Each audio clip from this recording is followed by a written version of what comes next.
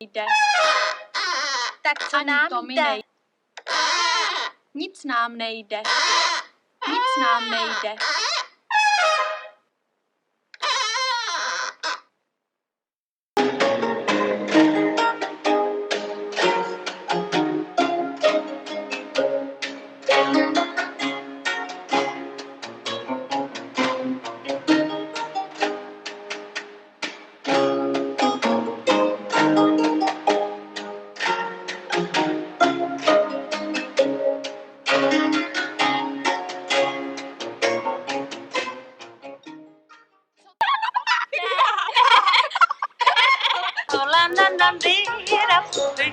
Hoříme!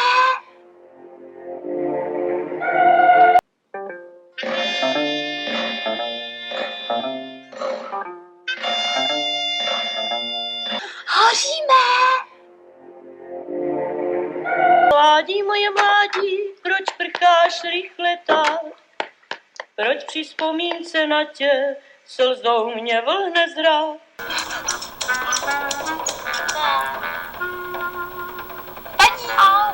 Nevadí.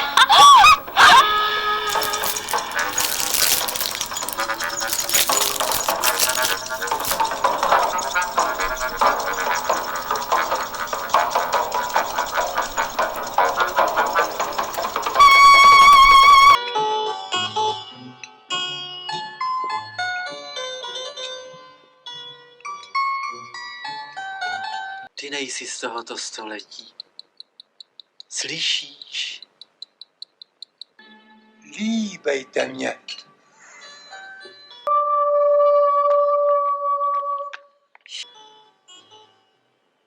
Hele.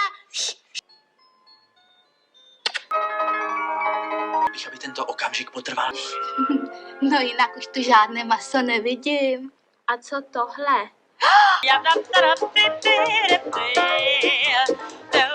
Nadážek pana šťastná. Aha. Chápeš to?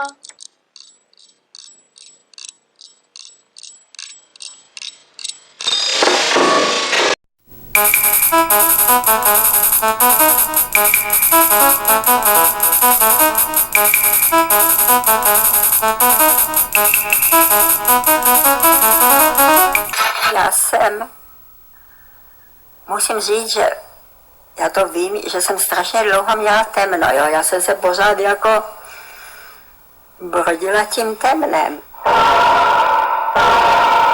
Já jsem pořád nevěděla, co chci, co mě vyhovuje, co mě nevyhovuje. Já jsem prostě pořád vlastně se nemohla sama sebe najít. Předtím jsem tápala mezi literaturou, ne, že bych chtěla psát, ale prostě zajímala mě strašně literatura, divadlo, i by mě lákalo hrát.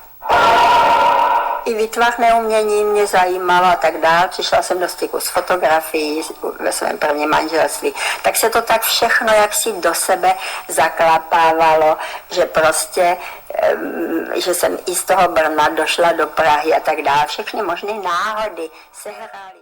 To, co bylo včera, není každý den a já potkala jsem dívku, byla krásná jako sen a já ji tak rád mám. Oh, a já ji tak rád mám. Oh, a z té velké lásky stal se ze mě chuligán.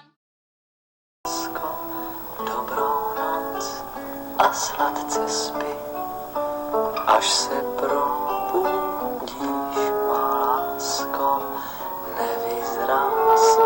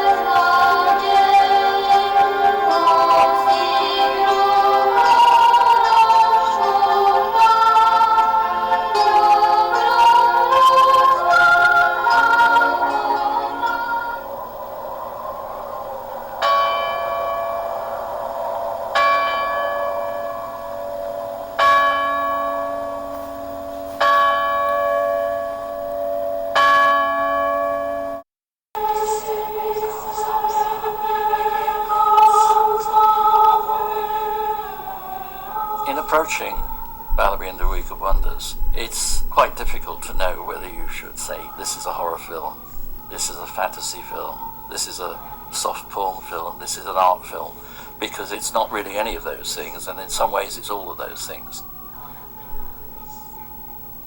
It's a film that you should be prepared to be surprised by, and you should put away your sort of conventions. It's not going to be like any of those things. The best thing to do is to experience it as a flow of imagery, as a set of resonances.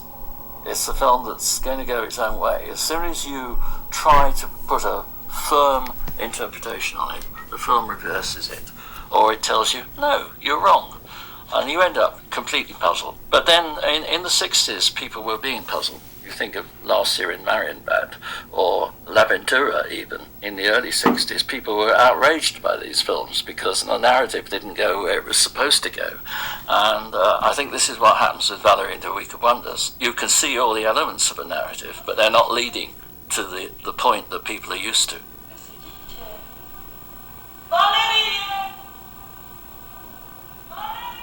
Jereš was a director who was right at the beginning of the Czech New Wave. His graduation films, or film school films, all of Lost Footsteps and Footmarks and various others, were picked out as indicating a new direction. So he was seen as one of the innovators, but for various reasons he didn't get to make that many films during the 60s. He made one in 1963, The Cry, and his next feature film was 1968, which was The Joke. So there's a 5-year gap when all the other directors were being very active. And what is clear from his work is that he was interested in experimenting with narrative. Valerie and the Week of Wonders is a logical extension of what he was doing.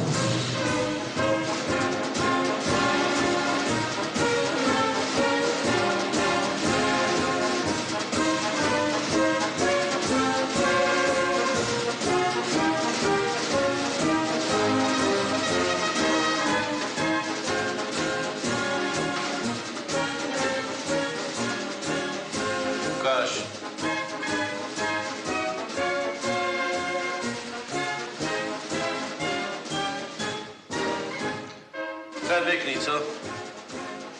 Je to pěkný. Bude mít radost. Lukáš, jde sem.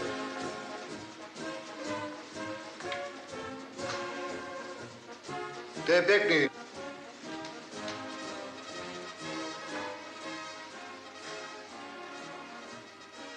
Dej tu sem, Lukáš. No. To bude mít radost, tohle.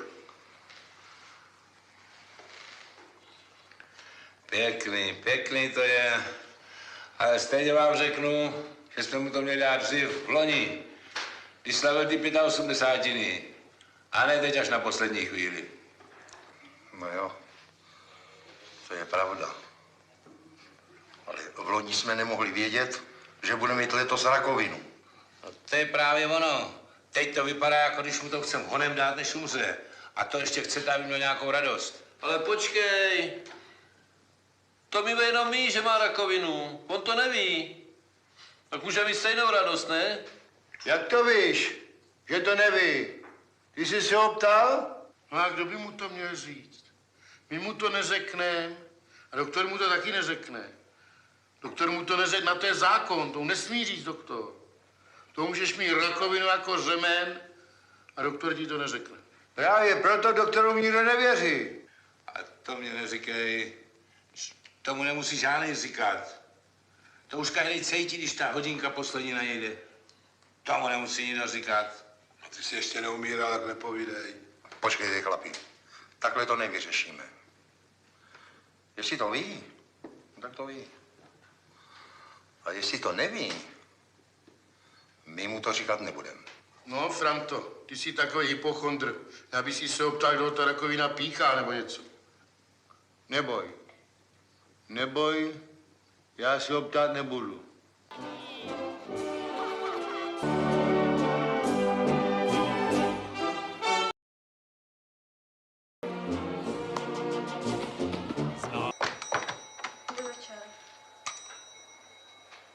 No tak dál, tady, postavte se vedle.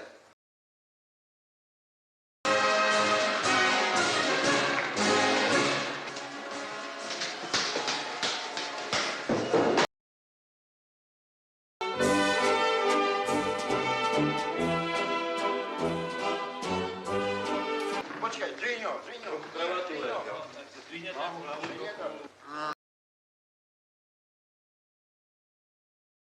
Tak, tam se na vás budou dívat lidi, 500 lidí se na vás bude dívat. Tak, no, udělejte vpravo bok.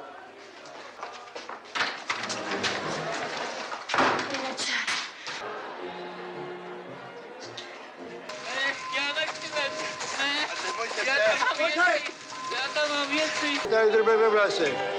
Co tomu říkáš?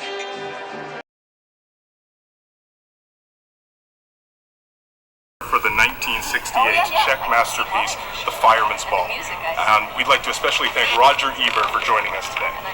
Well, thanks a lot. I think it's great that you're showing these films because the films from Central and Eastern Europe are an area that a lot of people in America are not familiar with, even though those nations have given us some of the best films and some of the best directors of the 38 years that I've been a film critic. Milos Forman, who made Fireman's Ball, and other people like Krzysztof Zanussi and Andrzej Wajda, and I'm sure that you're going to get a lot of surprised viewers who are moved and startled and surprised by the quality of these films. Yes, we're definitely hoping so. Now, to start with, the film that our audience is just about to see, which is Fireman's Ball, not only has the privilege of being one of the best movies to come out of the region that I think in the last 50 years, but also managed to make your list of great movies. Yes. Could you explain to our viewing audience how that made the cut? Well, I'd be happy to. It is in my great movies book, and it is a great movie. It was made by Milos Forman at the time of the Soviet crackdown in Czechoslovakia. There was a period called the Prague Spring, a time when dissidents in Czechoslovakia felt that they were getting somewhere expressing their national concerns against the domination of the Soviet Union. And then the tanks came in 1968 and that all ended. And what that left those directors with was a situation which you're going to find again and again in your festival and in the films from this period. And that is directors who are working in code. Because essentially they're dissenters who are criticizing the Soviets for the most part and aspects of their own society, and yet doing it in a way that gets them past the censors and gets them into the theaters, because in many cases their films are financed by the very governments that they were criticizing. And I have a story I tell that I think I'll tell. There's a wonderful director from Yugoslavia, the former Yugoslavia. Well, that was the former Czechoslovakia too, but we know what we're talking about. Dusan Makavejev. And Makavejev made a lot of films in Yugoslavia and also in Paris and the United States. And when he went back to Yugoslavia, he could apply for a grant from the government to finance his film, and it turned out the man in the government who was in charge of approving these grants was somebody who had gone to film school with Dusan and was a friend of his. So Makavejev came up with a screenplay, and his friend read it, and he said, Dusan, I cannot approve this screenplay. You know, and I know what you're really saying here. Go back and rewrite it so only the audience knows. And that's essentially what these directors were doing. The Fireman's Ball can be read, first of all, as a wonderful human comedy. I mean, the disappearing gifts from the table, the beauty contest that nobody wants to enter, certainly the incredible image of the fireman who arrived too late to save the burning farm building. But the farmer is complaining that he's cold, and so they do what they can. They move his chair closer to the flames. This is all funny just as it is. And then if you see it as a metaphor for Czechoslovakia at that time, working under the Soviets, there's kind of a black humor involved. In other words, the country is burning down, and all we can do to make ourselves feel better is to move closer to the flames. Every time the lights go out, the lights come on again, and presents are missing from the table, just as corruption is stealing stuff from our society. Our crops, our treasure, our marketing ability, our products, our factories, our people are all being stolen by the Soviets every time the lights go out, so to speak. And it's not really that hard to look at this movie and see it as a critique of Soviet occupation. Well, at the same time, it was an enormous hit when it first came out in America and around the world simply because it was so funny. And of course, Milos Forman, who I met him, and I met a couple of the others, Ivan Passer in particular, at the 1968 New York Film Festival. They came to New York fleeing from the tanks that came into Prague and became essentially American citizens. Milos Forman went on to become the director of some of the most successful films ever made in this country, and to be head at one point of the film program at Columbia University. He made, well, you know his titles, like Amadeus and One Flew Over the Cuckoo's Nest, and so Milos Forman. So he became a very popular director. Really, and this is his launching pad. This is the film that got him a start in America. And his first American film is a film very few people have ever seen called Taking Off. But I recommend it to you. It's about the Society for Parents of Wayward Children. And their children have run away, and so they form a society. And being Americans and loving to join things, they get so involved in the society that they'd be kind of disappointed if their kids came back, because then they'd have to resign. Se tam jí douška, krásně díky máš, ona na to vole, proč ji nelíbáš, a já ji tak rád mám. Oh, a já ji tak rád mám. Oh, a z té velké lásky stal se ze mě chůd.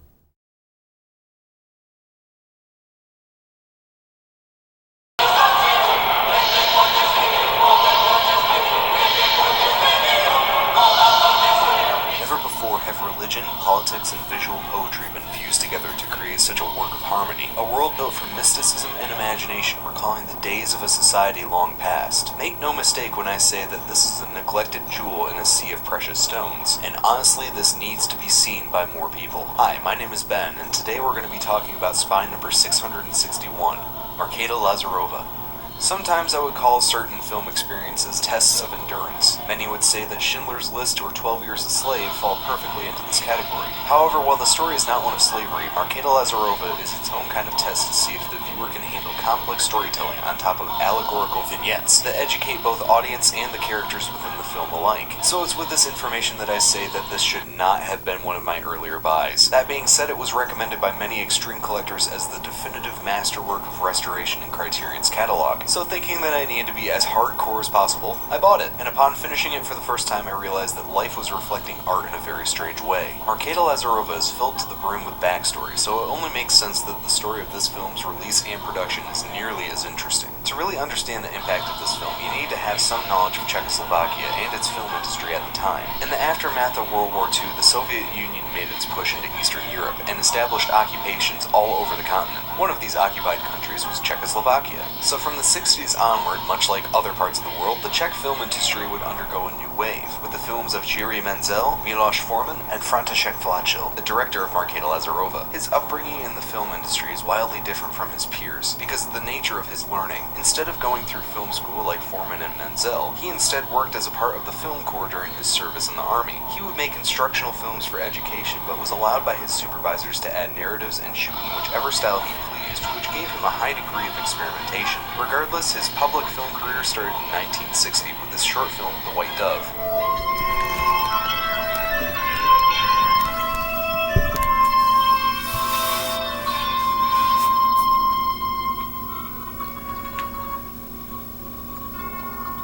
Then he began his epic trilogy of medieval tales, starting with Devil's Trap and ending with Valley of the Bees.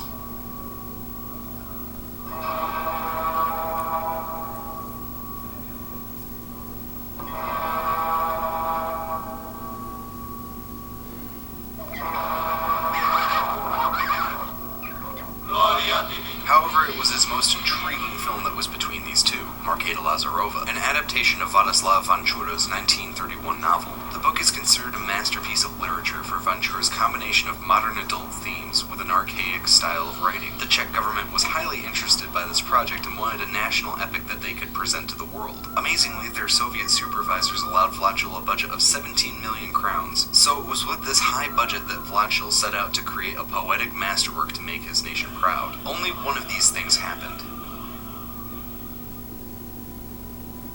Other than the recommendations that I had heard, Marketa Lazarova was a completely blind buy for me. Upon viewing the cover, I thought it was interesting, but I didn't think it was anything special. Now, after watching the film, it totally makes sense. The sun is usually seen as the signal of God, the dogs are usually seen as God's reach throughout the land, and the bottom depicts Marketa's final penance towards God. Everything is very godly and it works towards the themes of the film. Problem: it has boring spine syndrome. And I can think of a million better spines, especially for what happens in this film. The booklet is really thick, and I actually suggest that you read up on Marketa Lazarova almost immediately following your viewing, because the breakdown inside is really helpful. There's also some set photography, an article on Vláčil, and the nearly impossible translation of the original novel. There's a video supplement actually stating that most people that can even natively read and write in Czech find it excruciatingly difficult to decipher. The other supplements are actually really cool too. There's a documentary short on Vláčil's life, a short expose on how the actors felt about Vláčil, and a behind-the-scenes look at how this film was restored. This is a 4K restoration, and it's one of the most beautifully rebuilt films I've ever seen. It looks like it was shot on digital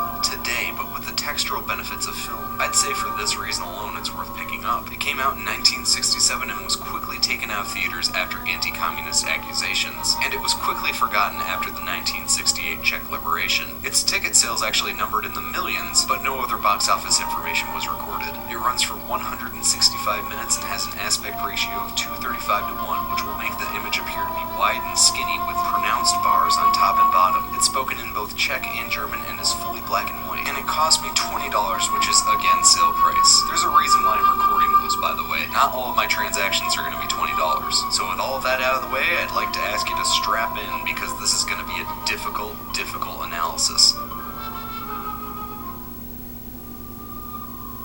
So what is Marketa Lazarova? It's a story of feuding clans set in an indeterminate time in the Czech medieval period during the popularization of Christianity and the removal of paganism. There are 3 clans involved, one a noble German band of clerics, the other a clan of pagan raiders, and the last being a Christian scavenger group. The pagans kidnap the successor to the Saxon bishop and declare war against the Christians for siding with the German king. That is as basic as I can explain the story. A lot of people don't even know how to exactly explain what the plot even is because of its complex backstory. The characters mention past happenings under their breath and hardly ever make note of the terrifying landscape. Their world is comprised of fields and forests in a deep, unrelenting winter that came early and has yet to leave. The age of the Christian God has begun, and I love the way that God is used in this film. Instead of just a device for the characters, he's used as both a narrator and character, and is treated as a physical being rather than strictly just divine. The opening of this film actually displays quite a few things that contribute to the presentation. Right off the bat, we get an epic sense of what this story will be, with the choir telling us the nature of the narrative and introducing God. God tells us, the audience, that this tale will seem long, created from other stories and seemingly random. As he speaks, the vicious dogs roam across the snow, and then the titles appear. The font choices feel royal and of an age long gone, and much like the opening stanzas sung at the beginning, they reappear throughout the film and tell us in an abbreviated and metaphoric way what is learned by the characters. During the opening credits, the same style is reflected in its gothic and epic approach, and shows a key trait of this film, passage of time and detail to the background. The Saxon caravan slowly crawls across the top, and only later do we realize that it even appears, which is a very cool way to demonstrate the themes of your film. So this is going to be the easy part, the technical aspect. Let's start with the cinematography, pretty much the most revolutionary aspect of this film. But it's not only just the way that this film is photographed, but the mise-en-scène, or what is essentially the prop setup and blocking, is so complex that I more often than not found myself rewinding to absorb all of the information just in one image. Vlacho was a noted visual artist, so it only makes sense that he would want his entire film to be a moving painting. To give you some context, here's a scene where the preacher Bernard is speaking to Kozlik, whose attention is being drawn away from him by his son Mikolash returning to the fort. There are so many times when scenes are comprised like this, and you can tell that they require massive coordination. Not only this, but everything has an interesting roughness to it. I know that you can't see from the footage that I'm using, but my word, the 4K restoration makes every detail pop. The camera varies between 2 states, constant panning and handheld. Many of the intensive action sequences are handheld, and holds a certain feeling of authenticity during these scenes of battle. But when things are peaceful, or whenever God is involved, the camera is smooth and accurate, which creates an interesting dissonance of imagery. A lot of the background is comprised of trees, and it's an odd thing to see them go from rapid and unfocused to tall and calm. And if we're talking about photography, we need to talk about the lighting. Most of the film is a gray tone, never meaning true black or white. But again, when God is a prominent figure of discussion, gray is completely removed from the image, leaving just black and white. It's an extremely interesting effect, and truly the mark of a... He got in the shot. That's Vlacho in a 60s winter coat. Now, granted, many people cite this as a fault of the restoration, but his appearance is still disappointing nonetheless. There are some other flaws like this, such as the camera brushing against the plants and obviously moving them, but overall, it's a really impressive feat of photography. I know that I've already mentioned presentation pretty well throughout, but the music adds an entirely new contrast to the mood. The choir that I mentioned in the beginning is quickly replaced by the xylophone arrangement and panpipe pieces, specifically during the scenes where pagans are involved. I love stuff like this. Sometimes the music isn't even music. It's just a single ambient tone in the background and it fleshes out a scene. And in scenes of one-on-one combat, there's no sound at all other than their breathing. So let's talk about sound, because this movie does more than enough cool tricks with it. When characters are far away, they'll sound like they're right in front of you. But when they're up close, it sounds like they're screaming from a mountaintop. And the echoes in this film were really interestingly used. Whenever someone is slowly dying or losing their sanity, their voice will sound very condensed, but it will grow to massive reverberation, and then it will quickly die out with their dying breath. And these sound effects are still present even in the chaos of the battle scenes. But unfortunately, the battles themselves can have some really clunky and unrealistic choreography, like it just comes off as someone waving a sword around without any finesse. However, there's this sense of darkness to everything. Even when characters take time to confide in each other, they all feel hopeless, like this world is caving in on them. And it starts to become depressing, which is one of this film's greatest attributes.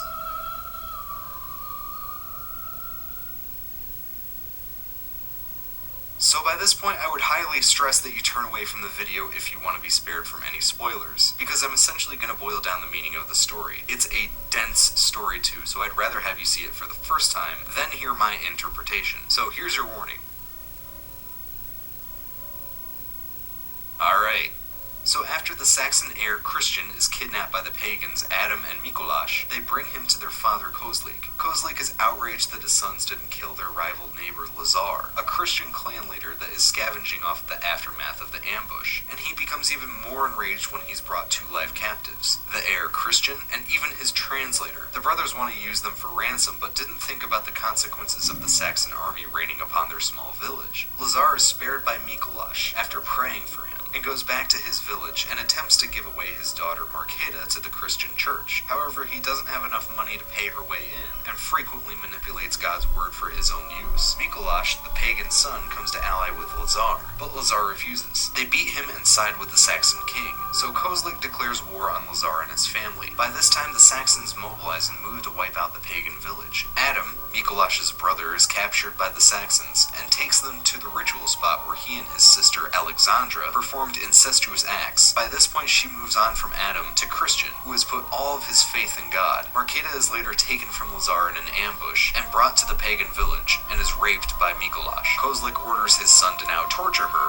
but he refuses. Kozlik is irate. He then chains his son, Alexandra, Marketa, and Christian to the side of his fort. Later in the story, Bernard, a preacher that bastardizes God's word, much like Lazar, and has sex with animals, tells of the Saxon army. However, the pagans ignore them in their drunk stupor. Mikuláš attempts to warn his father in the morning, but it's already too late. But the chained group escapes. Marketa eventually falls for Mikuláš, who later attempts to mount a siege on the castle where his father is being held. He fails. Christian later goes insane with his passions for God being broken, and his experiences of war have weighed deeply upon him. He is killed out of pity by Alexandra, who is later arrested. Marketa attempts to go back to her village, and actually finds out that Lazar survived the ambush. He rejects her, saying that he's known of the siege and that she could have left Mikuláš at any time. She then attempts to go to the nunnery and purge herself, but she cannot escape the fact that she knows of both pagan and Christian ways. She leaves and finds Mikuláš at the Saxon castle. The captain marries Marketa and Mikuláš together and then executes him and his father. It's then revealed that she roams the land, as God, the presiding character over all of this chaos, tells us of his just ways.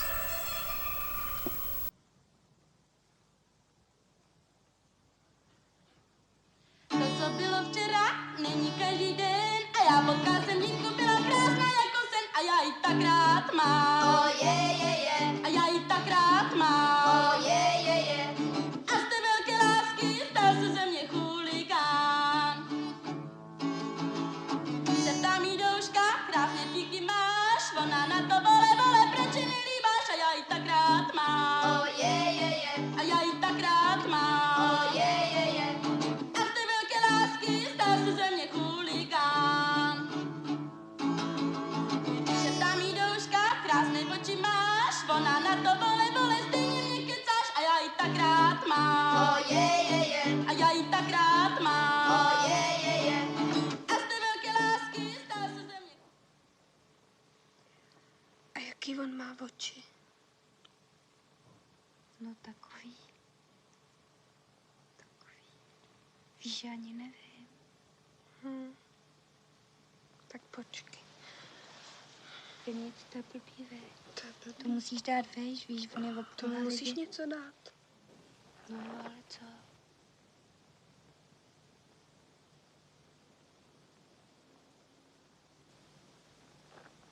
Tak on to dělá asi takhle, víte? Tak se leká, líbí. Svoje, prosím pěkně. Neví.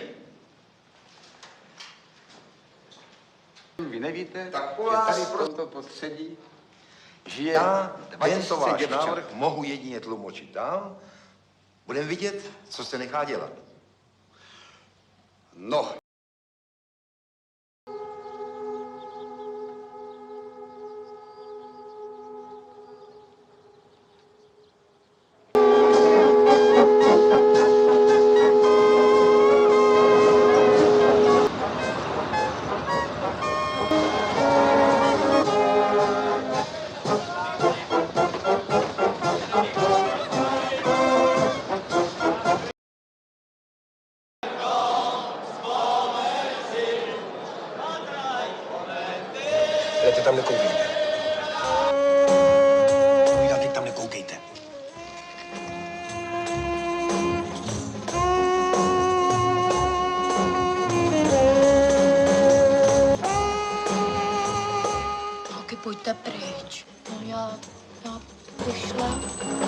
na to.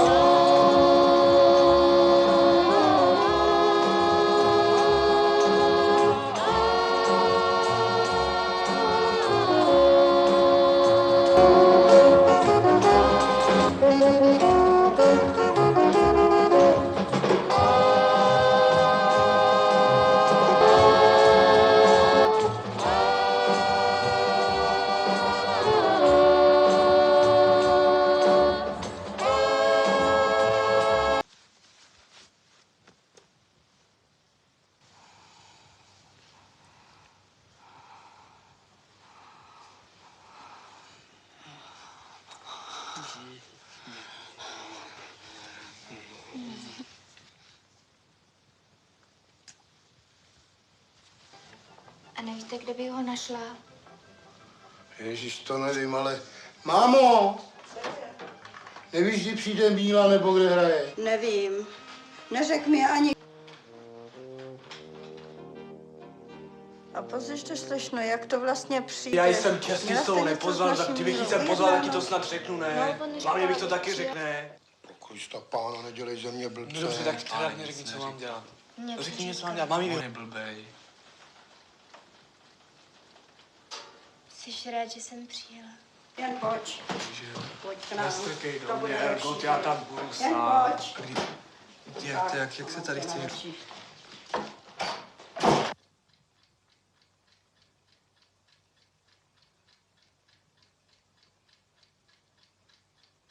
A stejně celý večer.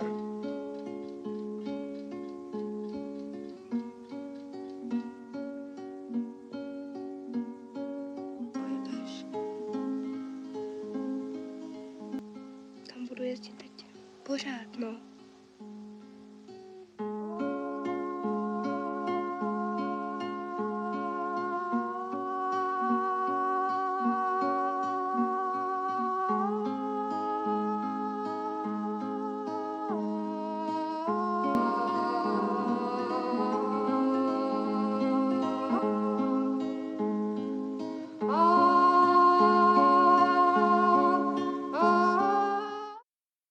Strangely enough, we're not the greats of the cinema.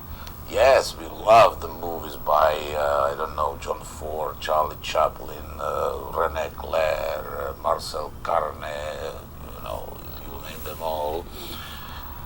No, our inspiration was a reaction to the stupidity of the films created by this period of so-called socialist realism, which was so, everything was so fake, so untrue, so propaganda-oriented, that we just wanted to bring, you know, our truth, subjective truth, and objective truth, you know, real people, real faces on the screen. We had some inspiration, especially it was the Italian neorealism, De Sica, De Santis, Latuada, and all these guys. And at the same time, the news were, you know, filtering in about the French New Wave, sort of cinema verite style, which we embraced enormously because it showed you were real people on the screen. What we would like to do is to, yes, use the cinema verite, but to tell the story, not just to document the life in the streets, but tell the dramatic story with it.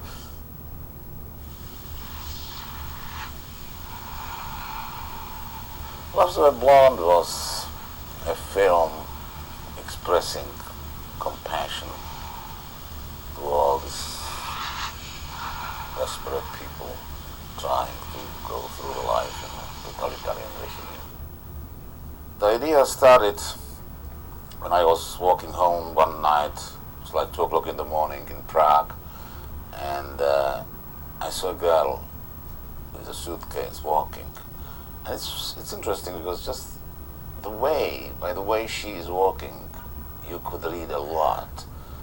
You could see that she's not rushing home from late work. She's not rushing to be, not to be late on the early morning work. She is somehow killing time, seemed to me, and yet, on the other hand, obviously, the way she was looking, you know, on her shoes while walking, it was clear that she doesn't want to be approached. She's not soliciting anything. And I started to talk to her. And after a while, she gained the confidence. I found out that she's from a town where are working possibilities mainly for, mostly only for women. The result is in that small town in the northern Bohemia, 90% of their inhabitants are women. And a lot of them young girls working in the factories, shoe factories. And they are in panic. And this girl met some engineer there who came there for just one day, and she fell in love with him because he was looking at her, and they ended up sleeping together that night, and the next day he left and gave her the address to visit him in Prague, so she came to Prague, only to find out that that address doesn't exist. And so that was the nucleus for Lazarova, Blond. The main female protagonist in Lazarova, Blond is Hanna Brejchová, she's the sister of my first wife, Jana Brejchová.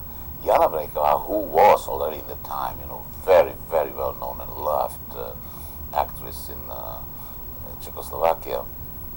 And I knew her little sister, for a long time. And I knew that she can do it. The father of the boy, he is the uncle of the cameraman, Miroslav Ondryček.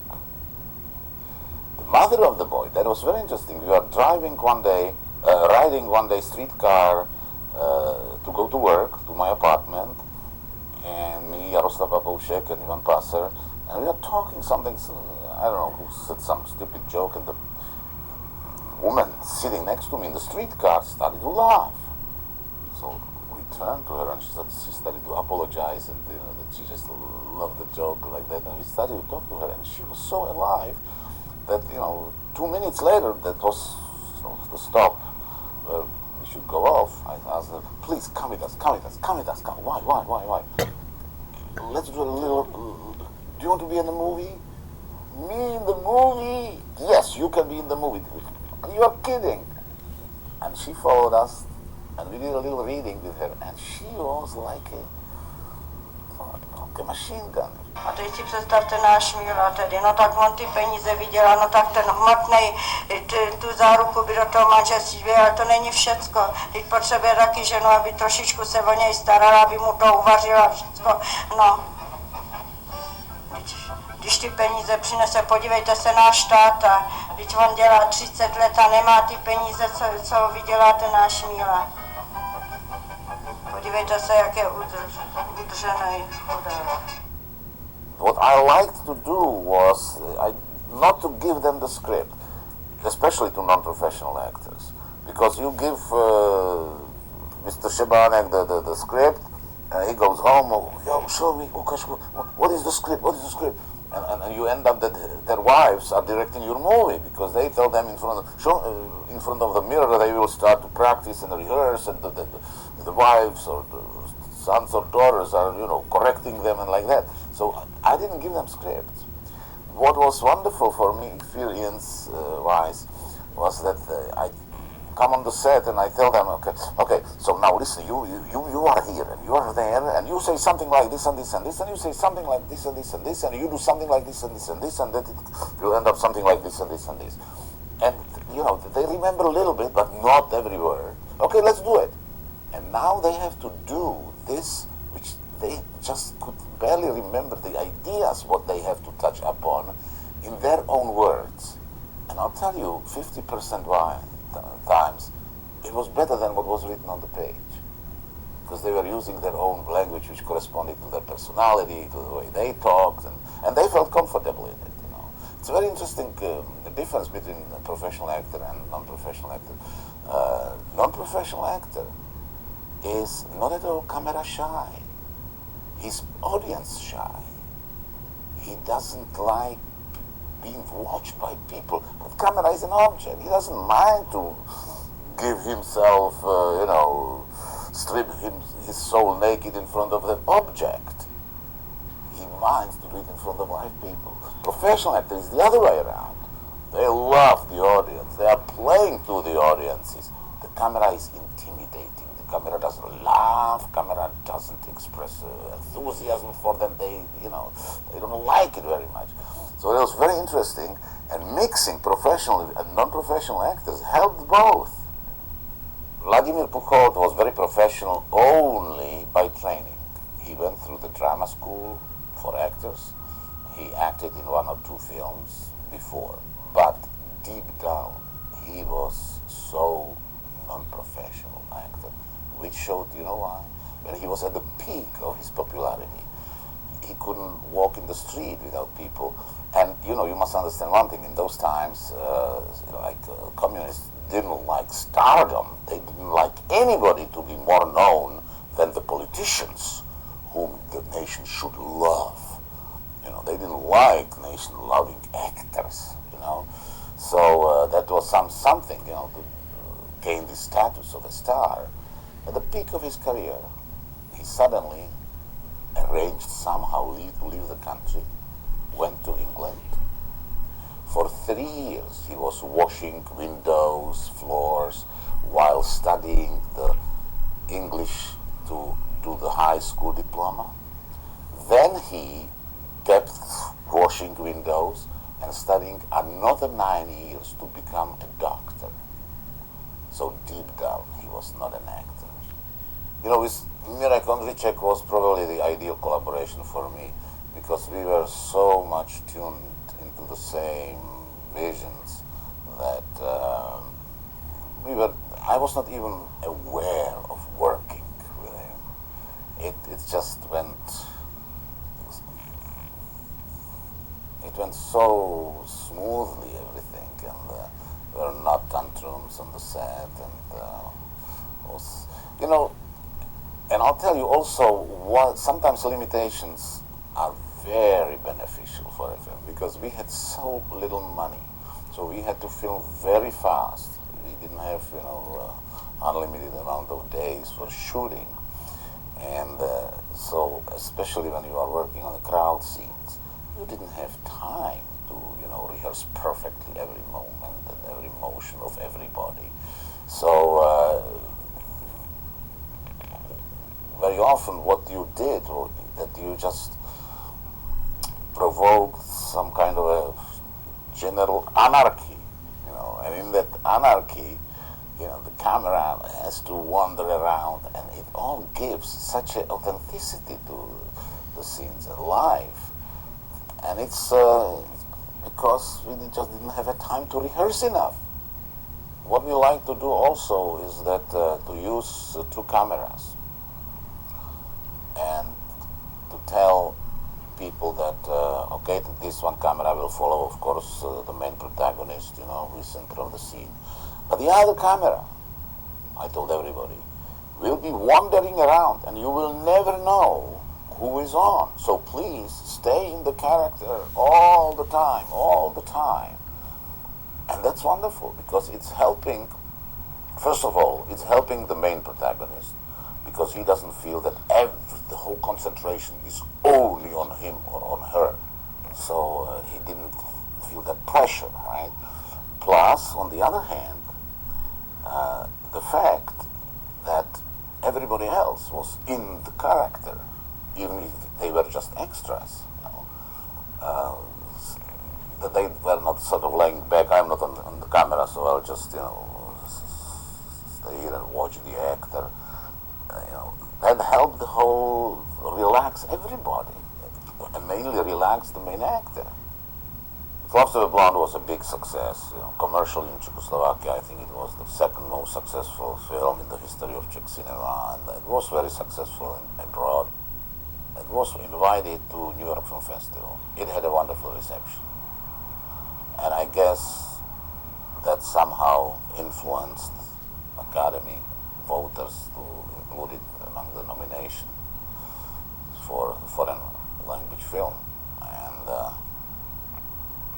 And I flew for the first time to Los Angeles, and it It was a great event for me. It was, but it was interesting because